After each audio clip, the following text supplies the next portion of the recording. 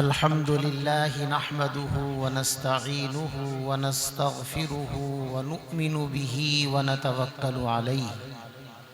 ونعوذ بالله من شرور أنفسنا ومن سيئات أعمالنا من يهده الله فلا مضل له ومن يضلله فلا هادي له ونشهد أن لا إله إلا الله وحده لا شريك له ونشهد أن سيدنا ومولانا محمدا عبده ورسوله صلى الله تعالى عليه وعلى آله وأصحابه وبارك وسلم أما بعد أعوذ بالله من الشيطان الرجيم بسم الله الرحمن الرحيم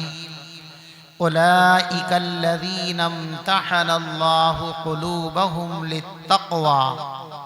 لهم مغفرة وأجر عظيم صدق اللہ العظیم۔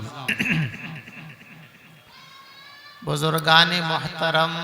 عزیز بھائیوں، رسول پاک صلی اللہ علیہ وسلم کا مبارک ارشاد ہے، من کان یؤمن باللہ والیوم الآخر فلیکرم ضیفہ او کما قال صلی اللہ علیہ وسلم، کہ جو شخص بھی اللہ پر، آخرت کے دن پر ایمان رکھتا ہے، اس پر لازم اور فرض ہے کہ وہ اپنے آنے والے مہمانوں کی تعظیم و تکریم کرے، ان کے احترام اور محبت کا حق ادا کرے۔ تو گویا ہم سب کا فریضہ ہے ایمانی کہ ہم آنے والے مہمانوں کا احترام و اکرام کریں، اور اس مجلس میں سب سے بڑا اکرام اور سب سے بڑا احترام اور تعظیم کا سب سے بہترین نذرانہ یہ ہے کہ ہمارے مہمان محترم جو پیغام، جو درد اپنے دل میں رکھتے ہیں، جس میں ساری امت کو شریک فرما کر امت کی کشتی کو کنارے لگانا چاہتے ہیں، ہم نہایت محبت کے ساتھ، عظمت کے ساتھ، شوق و اشتیاق کے ساتھ ان کے اس درد کو سنیں، ان کے پیغام کو سنیں، اور صرف سنیں نہیں بلکہ اس پیغام کو اپنی زندگی کا حصہ بنانے کا عزم مصمم کر لیں۔ محبت ہی دراصل ہماری زندگی کی اصل بنیاد ہے، اور اسی بنیاد کو پیش نظر رکھتے ہوئے آج کا یہ پروگرام ترتیب دیا گیا ہے۔ اس کے متعلق ہم اپنے مہمان محترم کے گرامی قدر ملفوظات انشاءاللہ سنیں گے۔ میں بطور تمہید ایک اصولی بات آپ حضرات کے سامنے پیش کرنا چاہتا ہوں۔ اللہ نے اس پوری کائنات کو بناتے ہوئے اس کائنات کی فطرت میں کچھ خصوصیات رکھی ہیں، اور وہ فطری خصوصیات کبھی بھی اس کائنات کے اندر سے مٹ نہیں سکتی۔ جس دن وہ خصوصیات مٹ جائیں گی یہ کائنات ختم ہو جائے گی۔ ان خصوصیات میں سے ایک خصوصیت یہ بھی ہے اس کائنات کی، میلان الی الحسن۔ کائنات کی فطرت میں اللہ نے یہ جوہر رکھا ہے کہ کائنات کی ہر قابل ذکر چیز اچھی چیزوں سے محبت کرتی ہے، اچھی چیزوں کو پسند کرتی ہے، اچھی چیزوں کو لپکتی ہے، اس کی طرف بڑھتی ہے۔ اور فطرت کی جو خصوصیات ہیں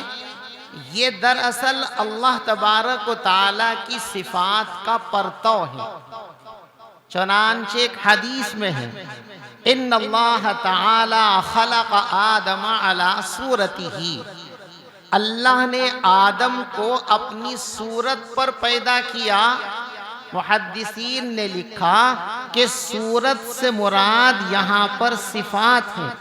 کہ اللہ نے انسان کو خاص طور سے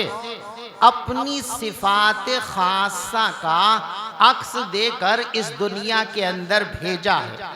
تو جب ساری دنیا حسن کو پسند کرتی ہے، اچھائی کو پسند کرتی ہے، تو لا محالہ اللہ تبارک و تعالی بھی اچھائی کو پسند کرتے ہیں، حسن و جمال کو پسند کرتے ہیں۔ اسی لیے قرآن میں آیت مقدسہ آپ نے پڑھی اور سنی، واللہ یحب المحسنین، اللہ نیکے کاروں کو، ان لوگوں کو جن کا کردار اپنے اندر حسن رکھتا ہے، ایسے حسین کردار لوگوں کو اللہ تبارک و تعالی پسند فرماتے ہیں، ان سے محبت فرماتے ہیں۔ اور اسی حسن انتخاب کی بنیاد پر اللہ تبارک و تعالی نے یہ نظام کائنات چلایا ہے۔ چنانچہ رسول پاک صلی اللہ علیہ وسلم کے مشہور صحابی اور شاگرد ہیں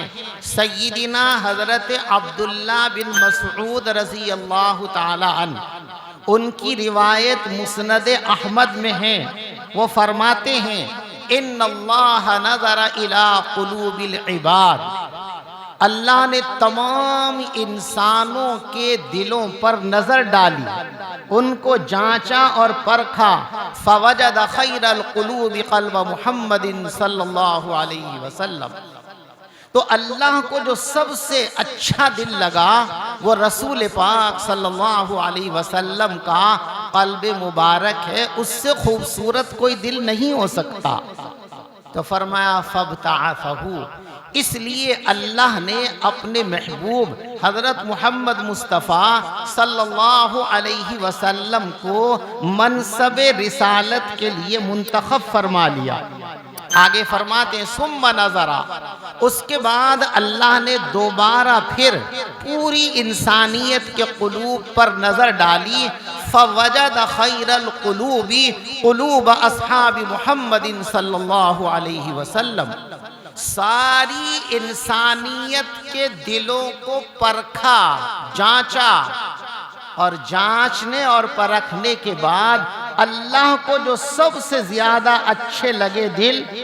وہ ان لوگوں کے دل ہیں جن کو ہم صحابہ کرام کے نام سے جانتے ہیں، جن کو یاد کرنے کے لیے آپ بیٹھے ہیں۔ سب سے اچھے دل اللہ تبارک و تعالیٰ کو ان کے لگے،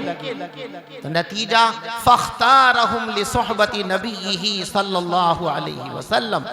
اس لیے اللہ نے ان کو اپنے نبی کی صحبت، شاگردی اور عقیدت کے لیے قبول کر لیا۔ فاختارہم، اللہ نے ان کو چنا ہے۔ دنیا کی تمام جماعتوں میں جو ممبر آتے ہیں وہ جماعت کھینچ کر کے لاتی ہے، تشکیل کرتی ہے۔ دنیا کے ساری درسگاہوں میں جو طلبہ آتے ہیں وہ اعلان پر اور اپنے شوق اور ذوق سے آتے ہیں، لیکن درسگاہ نبوت کا ایک ایک شاگرد اللہ کی طرف سے منتخب ہو کر کے آیا ہے۔ ایک بھی ایسا نہیں ہے جو کسی اور کے اختیار سے آیا ہو، سب فاختارہم لصحبت نبیہ، ایک ایک صحابی کو اپنے نبی کی خدمت میں جمع کرنے کے لیے اللہ نے ان کا انتخاب کیا ہے۔ فاختارہم لصحبت نبیہ صلی اللہ علیہ وسلم، اللہ نے اپنے نبی کی صحبت کے لیے ان ستاروں کو منتخب کر لیا اور ان کو لا کر آپ کی خدمت میں جمع کر دیا۔ تو ایک ایک صحابی اللہ کا چنا ہوا ہے۔ رسول اکرم صلی اللہ علیہ وسلم نے بھی اپنے اختیار سے کوئی داخلہ نہیں فرمایا۔ آپ مکے کے لوگوں میں سے دو کو داخل کرنا چاہتے کہ دو میں سے ایک تو آ جائے، لیکن خود نہیں داخل کیا، بلکہ اللہ کی بارگاہ میں درخواست لگائی کہ ان دو میں سے ایک کو میری درسگاہ کے لیے قبول فرما لیجئے، چاہے تو ابو جہل کو اور چاہے عمر ابن خطاب کو، جو آپ کو اچھا لگے، ان دو میں سے ایک کو میری درسگاہ کا طالب علم بنا دیجئے، میری جماعت کا رکن بنا دیجئے، میرے چاہنے والوں میں اس کا نام لکھ لیجئے۔ اللہ کو درخواست دی اور اللہ نے اس درخواست کو قبول کیا۔ سیدنا حضرت عمر ابن خطاب رضی اللہ تعالیٰ عنہ کے بارے میں، اور ان کو درسگاہ رسول کا ایک ممتاز شاگرد بنا دیا۔ ایسا شاگرد بنایا کہ اگر نبوت کا امکان دنیا میں باقی ہوتا تو نبوت کے لیے اللہ جن صلاحیتوں کو سامنے رکھتے ہیں وہ صلاحیت عمر کے اندر موجود تھی۔ لو کان بعدی نبی لکان عمر، اگر میرے بعد کسی نبی کی آمد کی گنجائش ہوتی تو عمر اس درجے کے شخص ہیں کہ ان کے سر پر نبوت کا تاج رکھا جا سکتا تھا، لیکن وہ سلسلہ ممکن ہی نہیں رہا۔ تو صحابہ میں سے ایک ایک اللہ کا چنا ہوا ہے، اور اللہ کے انتخاب کے بعد ان کی کردار سازی کی ہے سید کائنات حضرت محمد مصطفیٰ صلی اللہ علیہ وسلم۔ لہذا دنیا کا جو بھی کمینہ شخص کسی صحابی پر اعتراض کرے، اس کی طرف انگلی اٹھائے، وہ صحابہ پر نہیں اٹھ رہی انگلی، وہ اعتراض صحابہ پر نہیں ہے،